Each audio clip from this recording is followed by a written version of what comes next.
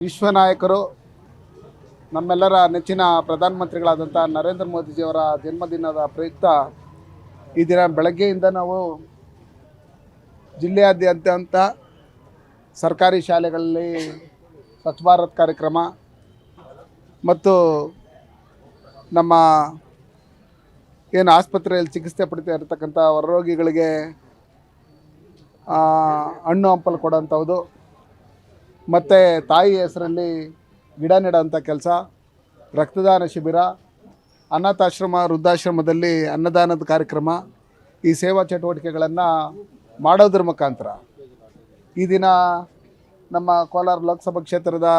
ಸಂಸದರಾದಂಥ ಮಲ್ಲೇಶ್ ಬಾಬುರವರು ಮತ್ತು ನಮ್ಮ ಓಂಶಕ್ತಿ ಚಲಪತಿರವರು, ನಮ್ಮ ಪಕ್ಷದ ಎಲ್ಲ ಮುಖಂಡರುಗಳು ಬೆಳಗ್ಗೆಯಿಂದ ನಾವು ನಮ್ಮ nursing college, Chennegowda nursing college ಮತ್ತು ಆಚಾರ್ಯ ಪಾಠಶಾಲೆಯ ವಿದ್ಯಾರ್ಥಿಗಳು ಮತ್ತು ನಮ್ಮ ನಗರಸಭಾ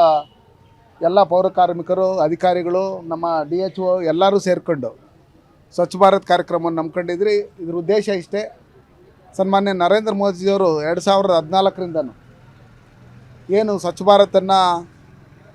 ಶುರು ಮಾಡಿದರು, ಅಂದಿನಿಂದನೂ ನಿರಂತರವಾಗಿ ಇಡೀ ದೇಶದಲ್ಲಿ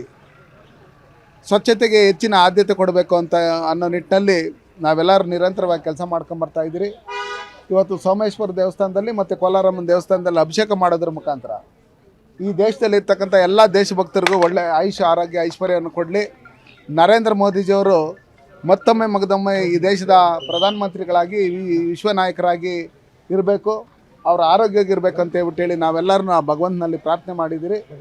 ಈ ದಿನ ನಮ್ಮ ಜೊತೆಯಲ್ಲಿ ನಟರಾಜಣ್ಣವರು, ಮಲ್ಲೇಶಣ್ಣವರು, ನಮ್ಮ ಎಲ್ಲ ಮುಖಂಡರುಗಳು ಇವತ್ತೇನು ಪ್ರವೀಣ್ ಗೌಡರು, ನಮ್ಮ ಎಲ್ಲರೂ ಕುಶಣ್ಣವರು, ಎಲ್ಲರನ್ನ ಏನು ಭಾಗವಹಿಸಿದರೆ, ಇವರು ಎಲ್ಲ ಮಂಡಲಗಳಿಗೂ ಹೋಗಿ,